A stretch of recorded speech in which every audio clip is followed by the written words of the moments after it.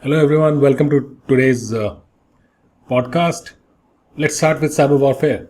So there was a report that got recently published which mentioned that the Russian government has been running a powerful botnet to shift the trending topics on social media. Now this is very interesting for me. We've been hearing about this a lot in last few years, that the entire social media narrative is controlled by powerful people and powerful so other powerful sources like media houses. But a government doing that, it's very interesting, and getting a proof for this is makes it further complicated, right? Now, going back to the subcontractor, so this subcontractor was used by Russian Federal Security Service, FSB, I believe, as per the article. And what they did is they have a botnet. Now, this botnet is capable to not only launch DDoS attacks, but also manipulate trending topics. So, which means the government could target a website, take it down using a DDoS, but also look into social media platform to understand what is the content being talked about, what are the popular stories, and then control that entire narrative. How we learned this is there is an activist group called Digital Revolution. They penetrated the subcontractor, and there was a document leak. Now, they also have a demo available on YouTube. There is a dashboard called Sana, which takes us through that entire journey of manipulation, where you see a Facebook post that is completely controlled and managed by this platform. And what this platform does, it creates an event set called as Newsbreak, and what then this further does it utilizes the botnet to geographically disperse all this content. Okay, this platform also is able to create social media personas accounts, including emails and phone numbers, as well as it can schedule the content of news breaks. It can manage frequencies of likes, comments, repost, and then it also can set up a minimum frequency of action as well as interval period between actions. Okay, so this is something that is unique. I've heard about this for the first time, at least in the official report that came from this research, right? I've not had any government, there are of course talks and rumors about every government trying to do that, but a tool being used for this is something unique. Okay. Now, on the other side, there are pro-Russian hackers who've been attacking government websites in Italy. So this week they have went through, they've taken down the websites of Ministry of Foreign Affairs and other consular applications.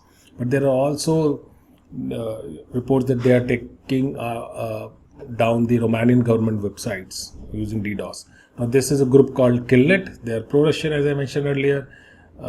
They were formed in January 22, and their first post was published in January 23rd in a known Russian forum called Router. They also have an official Telegram group, and they announced their mission on Feb 9, where they stated that they will create a DDoS botnet available to everybody, and people can take it for hire, as well as they will use it to attack some of the organizations. Okay, they've been taking requests also for adding new features. Now, on the other side, Contagious, ransomware gang, so they are officially shut down.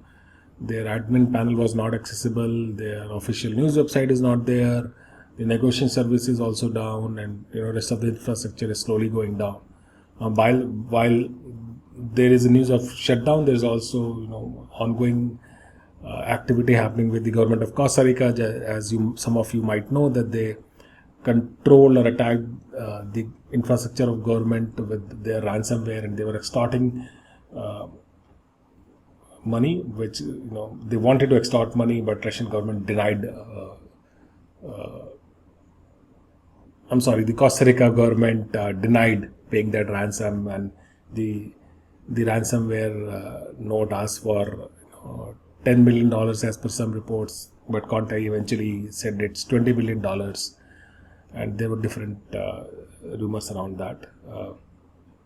They also published a post which said US is a cancer to the body of the earth, but what's happening as per some of the research is that they are dividing themselves into smaller individual groups. So all the cyber criminals who've been part of this official group, they're shutting the main group down. They're associating themselves with smaller groups, and once that happens, they can go after multiple targets and multiple projects and working in various capacities as either as individuals or part of larger groups, right? So we don't know what will happen, but as far as the research is telling that it is the official thing of Contagious is down. Okay. Now remember, there have been multiple activities done in last few months by the government to take down the cash that was extorted, to take down the wallets, the service providers who were helping them, for laundering the money, and also tracking these groups, putting charges, putting bounties on them. So government has been very active in US to go after these cyber criminals. Okay. Now, also, Nikkei Group, which is one of the largest financial news outlet, they announced that their Asian headquarters in Singapore have suffered a ransomware breach in the week of May 13th. And for those who don't know, this is a Japanese company which owns the Nikkei and the Financial Times newspaper. Now, the company is saying that there has been no data leak, but one of the servers that got infected likely contains customer data, and there are investigators involved in this process of understanding the scope and nature of the attack. So that's a standard process everyone follows. Also in Texas, 1.8 million people's data was exposed in a breach that wasn't a hacker. It was an internal mistake done by one of the programmers, I believe, and what they did is they left one of the codes open, which led to this data became getting public, and people copied it, and eventually the organization fixed the issue, and the web application was brought online, and it's been reported by the organization that the worker compensation claims data as well as some confidential data related to workers is exposed. Okay. So there was a forensic cybersecurity company that was had to fix the issue, and the website is already back online after this is fixed. Okay. Also, parallelly, what's happening is in some of the US schools, there are attacks happening. So ransomware groups are going after them because these schools, or most schools don't have a good cybersecurity plan in place. They don't have the cybersecurity infrastructure in place mostly. So CIOP ransomware in this case has been going behind the school, say in New Mexico and Ohio, and their services are down. And this group is been known to be associated with Eastern Europe. Okay. Now the leaks that have happened so far by this group contain some data around students, faculty members, parents, and driver license data. Okay. Also in Greenland, the health services are severely limited after a cyber attack.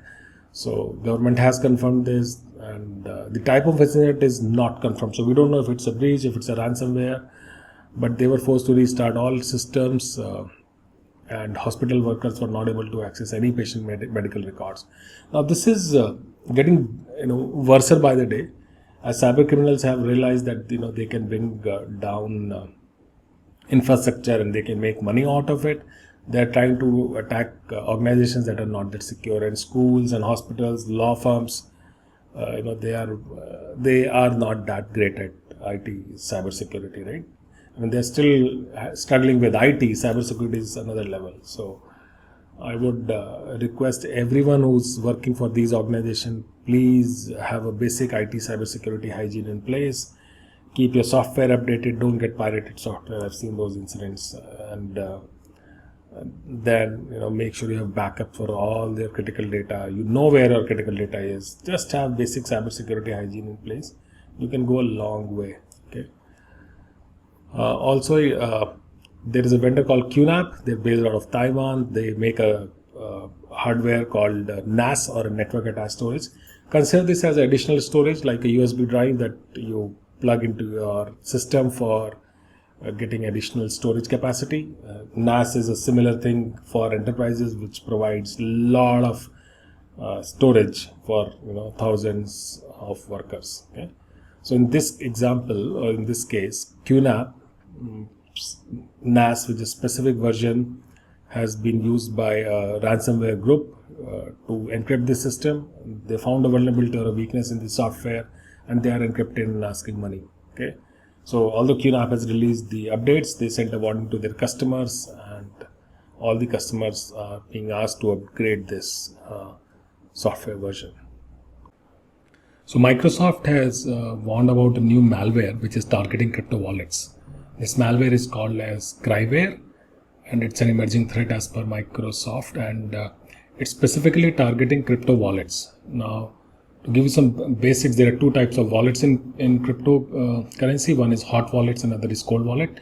So the hot wallets are most commonly used wallets, where the wallet is always connected to internet, and as soon as you buy the cryptocurrency, it shows up in a wallet, and you can do a transaction by passing this wallet to the application.